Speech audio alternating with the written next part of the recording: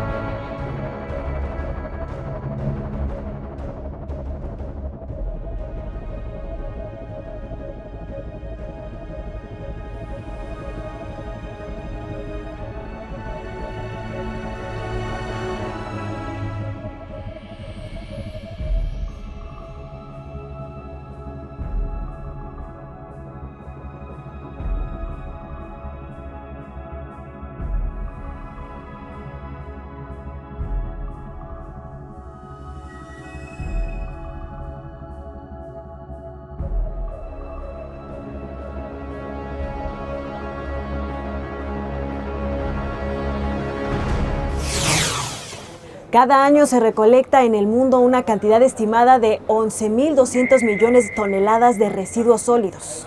Pero si no se adoptan medidas urgentes, para el año 2050 los desechos a nivel mundial crecerán un 70% con respecto a los niveles actuales.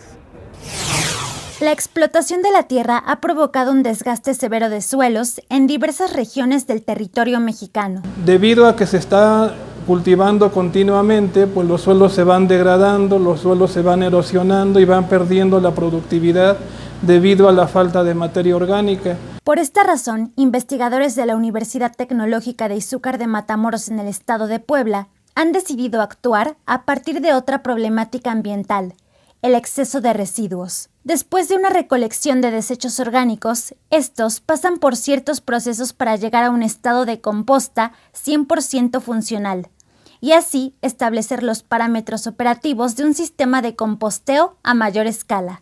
Y estamos tratando de acelerar los procesos de composteo para poder después transferir esta tecnología a algunos habitantes que estén interesados en esto, y entonces que en las mismas comunidades se empiecen a tratar estos residuos. Para generar la composta se mezclan desechos orgánicos con plantas endémicas de la región y estiércol de ganado.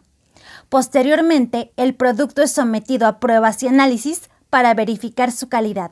Se determinan algunos parámetros de gran importancia, que son, por ejemplo, la humedad, el pH, su conductividad eléctrica, materia orgánica, el fósforo, algunos macro y microelementos como es el sodio, el potasio, el calcio, hierro, cobre, zinc, de interés que sirven prácticamente para la integración de los suelos. El objetivo es brindar a los agricultores de la Mixteca fertilizantes orgánicos sustentables, ricos en nutrientes y a muy bajos costos, así como rescatar la calidad y el rendimiento de los suelos agrícolas, al mismo tiempo que se reducen la cantidad de desechos orgánicos en los rellenos sanitarios. Para el Noticiero Científico y Cultural Iberoamericano, Yolanda Enríquez, desde la ciudad de Puebla, en México. Según un informe de la UNESCO, hay suficiente agua dulce para toda la población mundial. Sin embargo, las cifras señalan que aproximadamente 2.200 millones de personas en el mundo no tienen acceso a servicios seguros de agua potable, por lo que gestionar su utilización de manera responsable es urgente.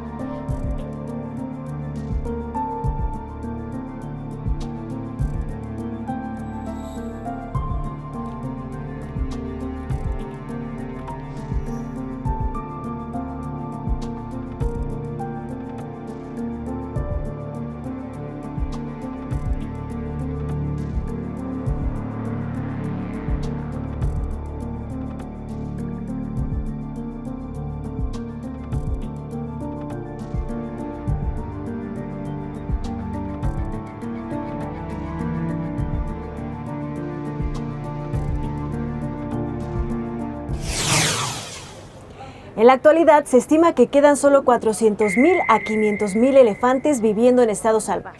Estos gigantes son importantes ingenieros de los ecosistemas, crean caminos a través de los densos bosques que habitan, permitiendo así que otras especies transiten. Salvarlos del cautiverio les devuelve su rol en la naturaleza.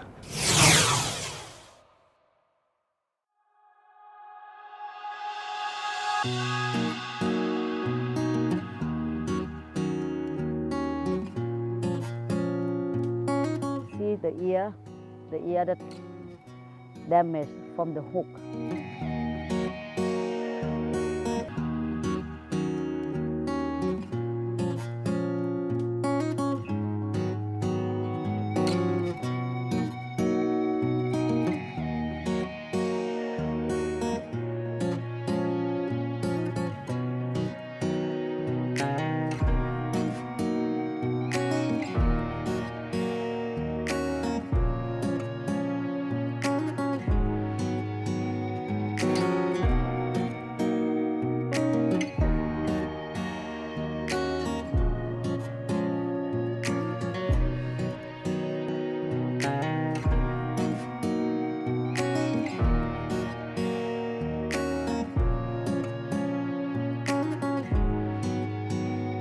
When I work undercover, I have to tell them, pretend that I don't care, or else I don't get that footage.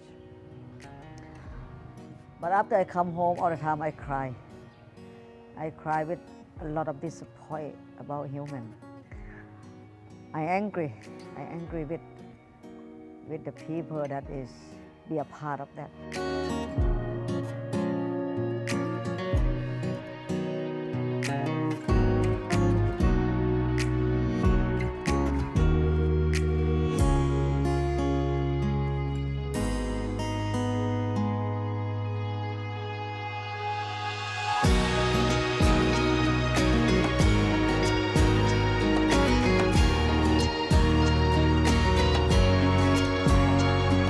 No more chain. So beautiful.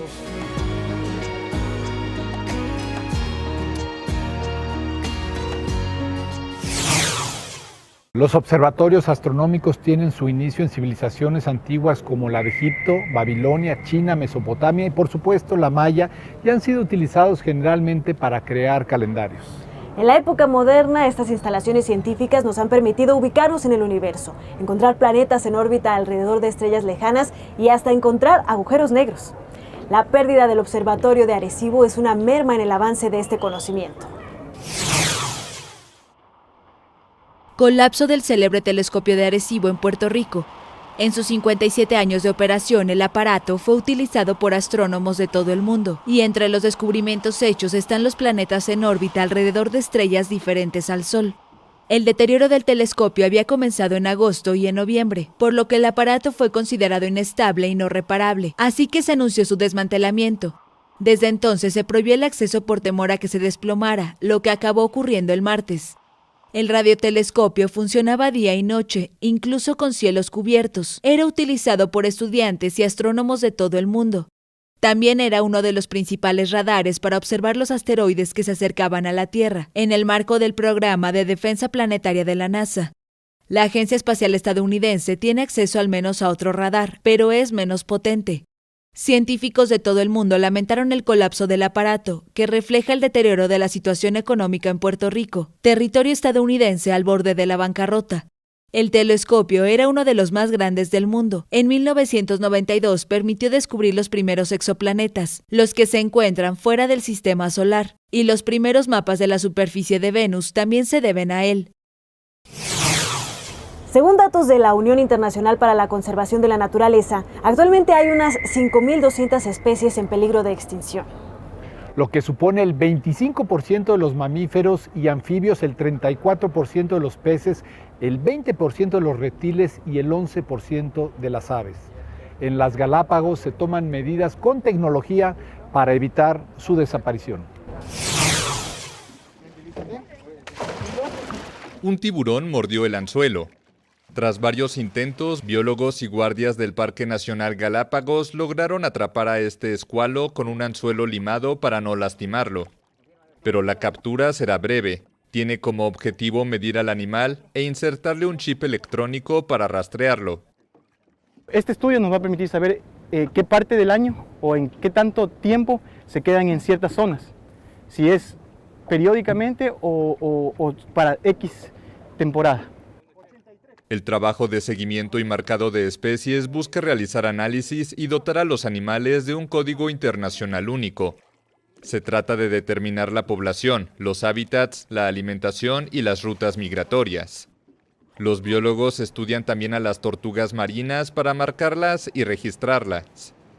Hay tortugas que hemos capturado que son de otros países como México, como Costa Rica, Perú. Entonces, ponerle esta marca, ponerle este código único, nos permite saber en qué sitios se van moviendo y cómo se están moviendo. Las Islas Galápagos, con aguas ricas en nutrientes gracias a la confluencia de 4 corrientes frías y calientes, albergan más de 2.900 especies marinas, un 25% de las cuales son endémicas. Y más que todo estamos haciendo lo ideal, que es el monitoreo, que es la información, levantando información necesaria para poder generar medidas de manejo y protección de estas especies. Las Galápagos, que llevan el nombre de las tortugas gigantes que las habitan, siguen siendo un laboratorio a cielo abierto, el mismo que aprovechó el naturalista inglés Charles Darwin para su teoría de la evolución. Tiburones, tortugas, leones marinos, corales, iguanas y muchas otras especies hacen de este archipiélago volcánico en el Pacífico un sitio excepcional, catalogado como Patrimonio Natural de la Humanidad. Se estima que en el mundo habitan unas 50,000 millones de aves, es decir, hay 6 pájaros en el mundo por cada ser humano. El ave más abundante del mundo es el gorrión común, con una población de 1.600 millones de ejemplares. Pero conozcamos a las aves playeras de México y su hábitat. Estos son los humedales costeros del noroeste de México. Aquí se fusionan los cuerpos de agua dulce con el agua marina, dando como resultado una mezcla única que da origen a una gran diversidad biológica. Son hogar permanente o temporal de aves, las aves playeras. Este es un picopando canelo, una de las 49 especies que se reproducen en el norte de Estados Unidos, Canadá y Alaska. Al llegar el invierno, emprende una travesía de hasta 15,000 kilómetros, huye del frío y llega a este cálido lugar. La isla El Rancho es un área natural protegida en Bahía Santa María, en la costa de Sinaloa. La superficie del suelo es rica en sustancias nutritivas. El picopando se alimenta de gusanos marinos cuando baja la marea. Al picotear para el banquete, mantiene el suelo en movimiento, propiciando una circulación continua de nutrientes. Incluso sus excretas son ricas en nitrógeno, un importante fertilizante en ambientes terrestres y marinos. Con estas funciones, las aves ayudan a conservar el frágil equilibrio que mantiene saludable a un ecosistema altamente productivo. Las aves playeras de Norteamérica se desplazan por 3 grandes corredores migratorios. El del Pacífico es el más importante por la cantidad de especies e individuos. Aquí, en el noroeste de México, más de 1 millón de aves de 45 especies descansan, se reproducen e invernan. Casi la mitad se hospeda en las lagunas costeras de Sinaloa. Algunas pasan todo el invierno aquí, pero otras siguen su viaje a Centroamérica, las más aventuradas hasta América del Sur. El doctor Guillermo Fernández Aceves, investigador del Instituto de Ciencias del Mar y Limnología de la UNAM, junto a sus colaboradores, conforman uno de los pocos grupos especializados en aves playeras de nuestro país. Buscan entender por qué los individuos están en un lugar y no en otro y cómo los cambios en el ambiente pueden influir en su comportamiento. Cada año hacen un conteo de individuos y observan las condiciones de su hábitat para conocer si se ha alterado. Los pescadores de comunidades cercanas colaboran fuertemente con los investigadores de la UNAM.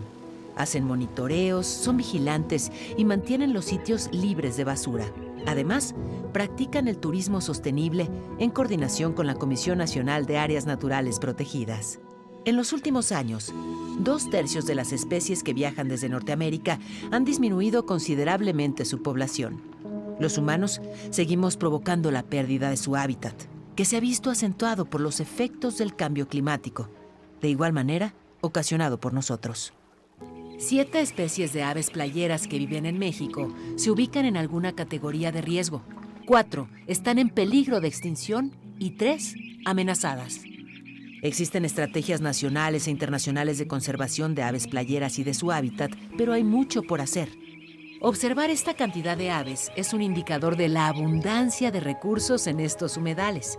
Si las especies migrantes regresan, significa que los hemos preservado. Si no, que seguimos siendo incapaces de articular acciones para conservar lo más valioso en nuestro entorno, la naturaleza. La Amazonia perderá por deforestación alrededor de 860,000 hectáreas en 2021. Esto según una proyección realizada por el proyecto de monitoreo de la Amazonia andina. Cerca de 300 incendios se han registrado en este bosque desde comienzos del 2021, la mayoría concentrados en Brasil, donde el número de fuegos es más del doble que el año pasado. Pero uno de sus más grandes problemas es político. Una vez más, el fotógrafo brasileño Sebastião Salgado ofrece una exposición extraordinaria llamada Amazonia. Presenta nada menos que 200 incomparables fotos en blanco y negro tomadas durante los 7 años de su estancia en la selva amazónica. Pero su propósito no es estético, sino político, en particular con respecto al gobierno de Brasil. El gobierno del señor Bolsonaro dice mentira tras mentira. Da la impresión de que resuelve los problemas, pero dice mentiras para seguir destruyendo. Después de que él declarara en una carta a Joe Biden que detendría la deforestación ilegal, este mes es el mes en el que se ha registrado la mayor destrucción de la selva amazónica. Esto sucedió después de sus promesas. La destrucción de la Amazonia va a un ritmo escandaloso.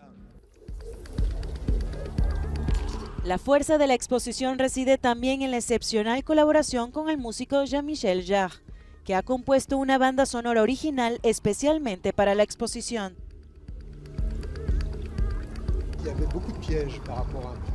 Había muchos escollos con relación a una obra como esta, comenzando con no caer en un escenario musical o en algo demasiado étnico. Intentamos mostrar la particularidad de la selva amazónica y de los bosques en general, que de hecho los sonidos de un bosque son sonidos totalmente independientes unos de otros. Es decir, el pájaro que canta ignora totalmente la gente que pasa entre los árboles, la lluvia que cae sobre la piedra, etc. Para el oído humano esto forma una armonía global. Salgado se reunió con una veintena de comunidades indígenas para este proyecto. Puede visitar la exposición en la sede de la Filarmónica de París hasta el 31 de octubre.